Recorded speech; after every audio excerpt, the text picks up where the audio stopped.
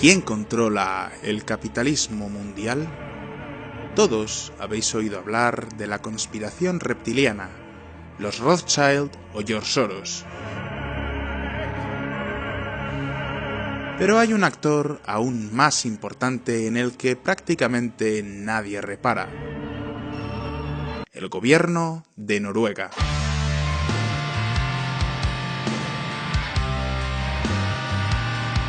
Noruega no solo es uno de los países más ricos del mundo, sino también uno de los más influyentes en las finanzas internacionales. ¿Creéis que nos hemos vuelto locos? Para nada. Al final de este vídeo lo entenderéis todo.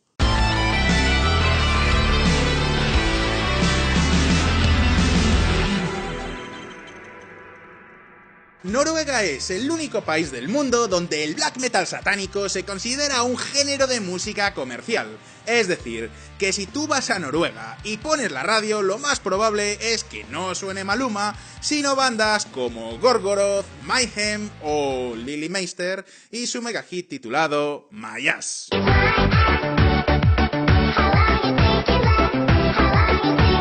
Lo cierto es que Noruega es uno de los países más ricos del mundo, al mismo nivel que Suiza o Irlanda, pero no solo eso, también es uno de los más igualitarios del planeta, es decir, con menos diferencias entre ricos y pobres.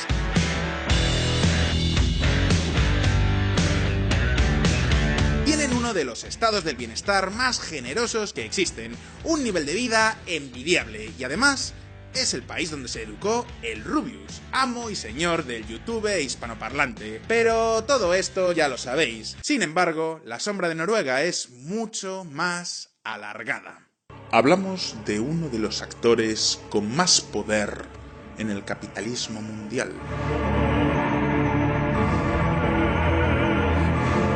Tal vez usted no lo sepa, pero el gobierno de Noruega está en la trastienda de las principales corporaciones de nuestro planeta. Vale, no os vayáis todavía, ya sé lo que estáis pensando y no. Este vídeo no es una colaboración con Mundo Desconocido. Veréis, Noruega tiene una población que a duras penas llega a los 5 millones de habitantes, es decir, que hasta el área metropolitana de Madrid está más poblado.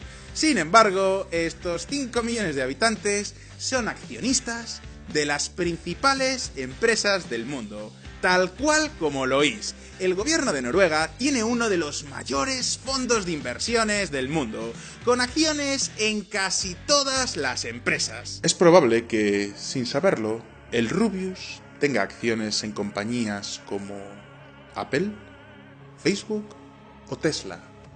Usted no lo sabe, y francamente yo tampoco. No sabemos si el Rubius tributa en Noruega, así que...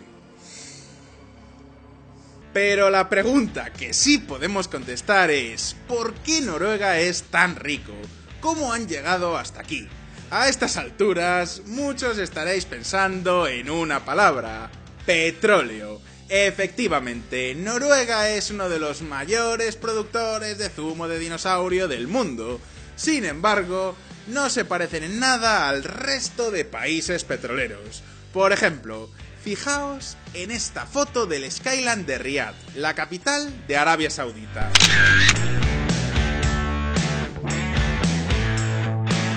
Parece una ciudad de ciencia ficción, ¿verdad? Rascacielos, edificios ultramodernos y montones de lucecitas. Y ahora mirad esta otra de Oslo, la capital de Noruega. Creo que empezáis a notar las diferencias, ¿verdad? Si seguís VisualPolitik desde hace tiempo, ya sabéis que tener petróleo no es sinónimo de ser rico. Es más, como podéis ver en esta gráfica, el crudo noruego es 2 veces más caro de extraer que, por ejemplo, el saudí.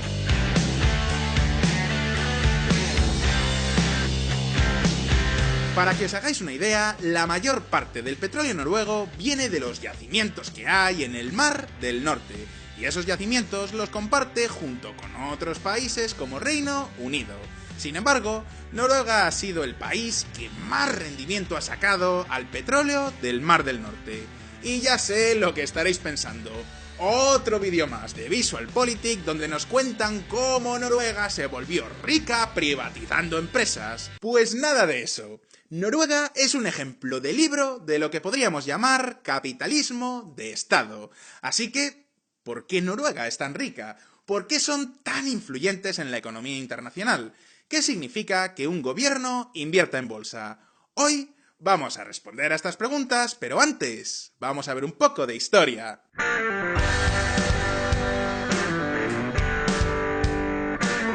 La enfermedad holandesa. Tenemos que ser honestos, Noruega nunca ha sido un país especialmente pobre, pero tampoco especialmente rico. En los años 50, los noruegos tenían un nivel de vida similar al de los franceses. Esto significa que eran más ricos que los españoles, pero muy por debajo de sus vecinos suecos o, por supuesto, los estadounidenses. Por aquel entonces, nadie pensaba que Noruega pudiera tener petróleo. Pero las cosas cambiaron en el año 1959. Y en ese momento es cuando Shell empezó sus prospecciones en el Mar del Norte. Shell es la petrolera de Países Bajos y estaba buscando posibles yacimientos en las costas de su país. Y ¡eureka! Encontraron unas pequeñas bolsas de gas. Si hay gas, tiene que haber petróleo cerca, así que continuaron con las prospecciones. Y así es como descubrieron uno de los mayores yacimientos de petróleo en el mundo. Un yacimiento que está en las aguas de Reino Unido y Noruega. Durante los años 60, Shell consiguió licencias de explotación en estos dos países. Años más tarde, en 1972, el gobierno de Noruega creó su propia empresa de petróleo, Statoil, y así es como estalló el petroboom del Mar del Norte. First you marry, then you start oil. Durante los años 70, el dinero entraba en Noruega a calderadas y en solo 3 años duplicaron su renta per cápita. De repente, el sueño de todo noruego era trabajar en esa pujante industria del zumo de dinosaurio. ¿Quién quiere pescar salmones cuando puede forrarse trabajando en el petróleo? Suena fantástico, ¿verdad?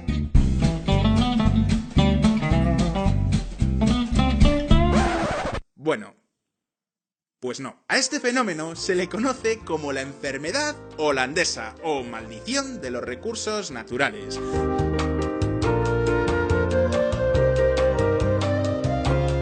Básicamente, cada vez que un país encuentra petróleo, la economía se vuelve loca. El gobierno se puede permitir despilfarrar el dinero y bajar los impuestos, y todos los ciudadanos quieren trabajar en el sector del petróleo, que para algo es el más rentable. Conclusión: en pocos años tu economía solo produce un producto, petróleo, y en el momento en el cual baja el precio del barril, el país entero se va a pique. Lo hemos visto en Venezuela, lo estamos viendo en Arabia Saudita y lo estamos viendo también en Bahrein. Y aquí es donde llega la gran diferencia de actitud entre Noruega y Reino Unido. Ambos países tenían gobiernos laboristas, pero sus posiciones no podían ser más distintas. En 1976, Reino Unido estaba en mitad de una de sus peores crisis económicas, así que el gobierno estaba deseando exprimir al máximo todo el potencial del Mar del Norte. Noruega, sin embargo, tenía una situación mucho más estable y podían permitirse esperar. Pero ¿y esto qué significa? Pues primero, que el gobierno puso unas regulaciones muy estrictas a la industria. Por un lado, el 50% de todas las explotaciones de petróleo tiene que estar en manos de Statoil.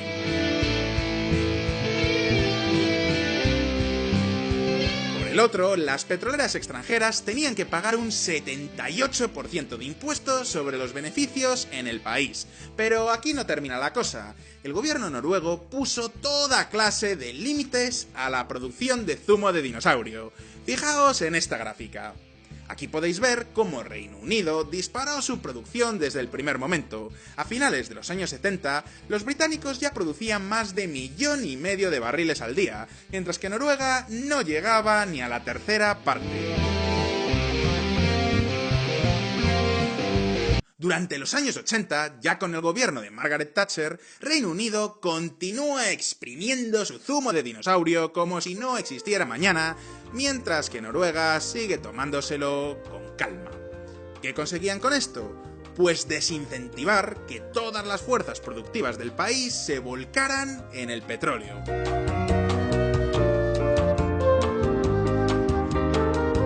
Pero esperad otro momento, porque hay otra gran diferencia entre Noruega y Reino Unido. Veréis, en los años 80, el gobierno de Margaret Thatcher privatizó British Petroleum. Sin embargo, el gobierno noruego siempre ha mantenido el control sobre Statoil. Hoy en día, Statoil ha cambiado de nombre y ahora se llama Equinor, pero el gobierno sigue teniendo el 67% de la propiedad de la empresa. Y ya sé lo que estáis pensando.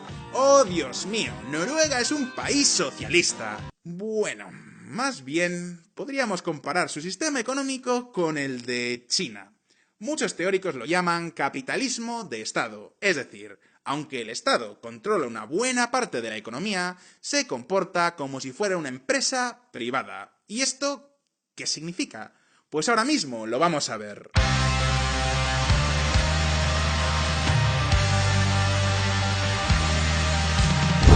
El país que invierte en bolsa. Antes de empezar, tengo que hacer un paréntesis, porque estos acordes tan bonitos y dulces que están sonando son la música de Endeavor, un grupo de black metal de Colombia, y os lo recomiendo encarecidamente. Si os gusta el género, veréis que no tienen nada que envidiarle a ninguna banda noruega, y es que, mirad qué bonito suena, a ver si aprendes, Maluma.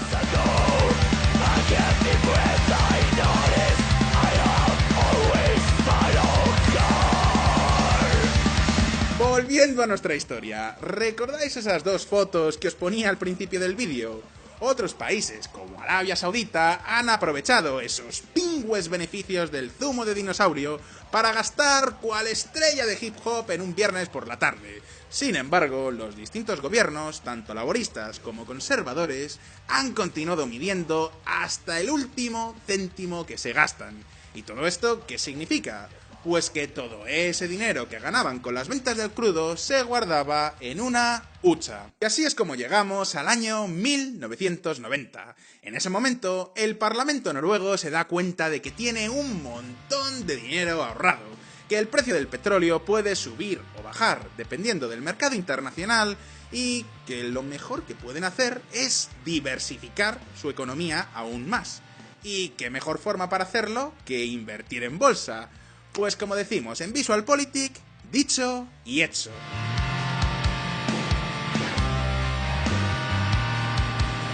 Así es como nació el Fondo de Pensiones Noruego, también conocido como el Fondo Soberano Noruego, es decir, que el Banco Central de Noruega controla su propio fondo de inversiones.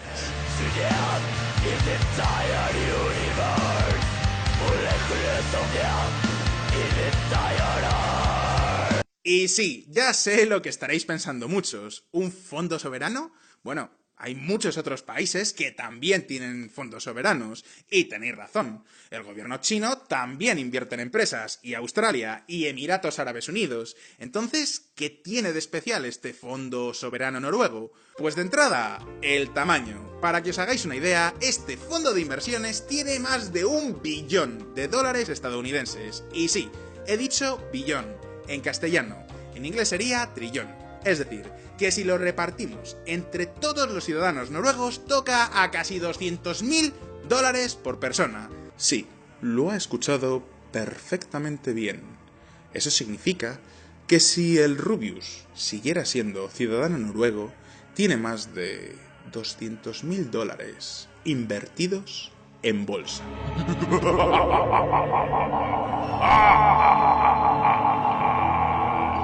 Pero aquí no termina la cosa. Veréis, según la ley noruega, nadie puede tocar ese dinero para gasto público. Es decir, que el gobierno noruego solo puede utilizar los beneficios que da este fondo, pero no el capital invertido. Y creedme, no hablamos de una propina.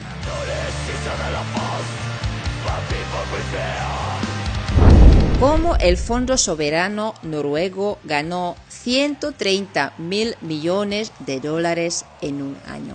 Hablamos de uno de los mayores fondos de inversión de todo el mundo, y por ley solo pueden invertir en empresas extranjeras, y por eso, a día de hoy tienen el 1,5% de las acciones que existen en las bolsas de todo el mundo. Por supuesto, como en todos los fondos de inversiones, hay años peores y años mejores. Según muchos analistas, las estrategias de este fondo son demasiado conservadoras y en muchos casos no dan todo el beneficio que deberían. Pero lo cierto es que Noruega no solo utiliza este dinero para diversificar su economía, también es un arma política. El Fondo del Petróleo Noruego, con 905.000 millones de dólares, saca su músculo en el accionariado. El fondo soberano más grande del mundo se ha opuesto a 6.700 decisiones de empresas el año pasado. Veréis, por un lado, el Banco Central Noruego publica todos los años una lista negra con todas las empresas donde no invierten por razones éticas. Eso incluye a empresas de armas, de tabaco o que tengan algún tipo de caso de corrupción. Pero eso es solo el principio. Veréis, tener acciones de una empresa no solo es una forma de ganar o perder dinero, también te da derecho a participar en las juntas de accionistas. Y cuantas más acciones tengas, más importante es tu voto en las decisiones de esa empresa. Por ejemplo, desde verano de 2018, Facebook se está empezando a tomar en serio los algoritmos que detectan las fake news. También están empezando a reducir la brecha salarial entre hombres y mujeres. Pues bien, estas dos decisiones son fruto de un consejo de accionistas que se celebró en verano de 2018. ¿Y quién puso esos temas encima de la mesa? Exacto, Noruega. Y lo mismo ocurre con otras empresas.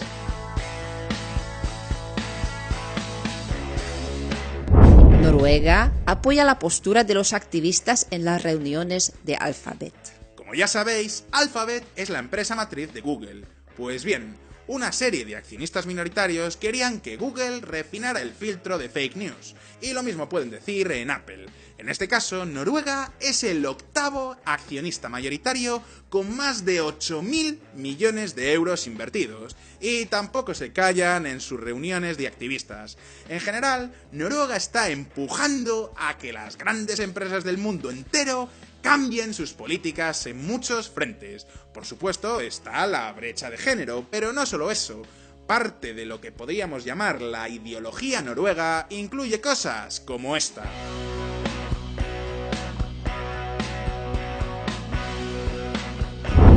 El Fondo Soberano Noruego se centra en los altos sueldos de los ejecutivos. Exacto. En muchos casos, los ejecutivos de las grandes multinacionales cobran sueldos millonarios pese a que la empresa esté en pérdidas.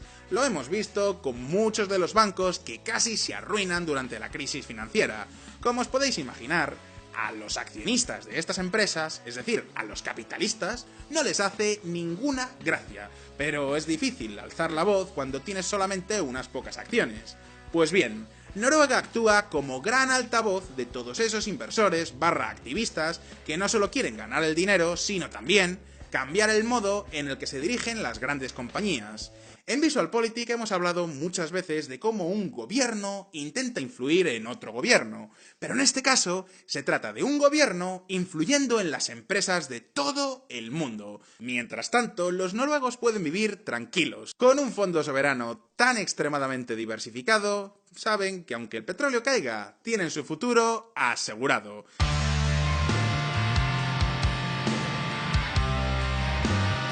Y ahora la pregunta es para vosotros. ¿Creéis que es buena idea el hecho de que un Estado se meta a invertir en bolsa? ¿Hasta qué punto Noruega ejerce una buena o una mala influencia en las empresas? Podéis dejarme vuestra respuesta en los comentarios. Y como siempre, no olvidéis que sacamos vídeos nuevos todas las semanas, así que suscribíos a VisualPolitik y dadle click a la campanita para que os llegue una notificación cada vez que sacamos un vídeo nuevo. Si os ha gustado este capítulo, dadle a like, compartidlo con vuestros amigos y nos vemos en el próximo. Un abrazo y hasta pronto.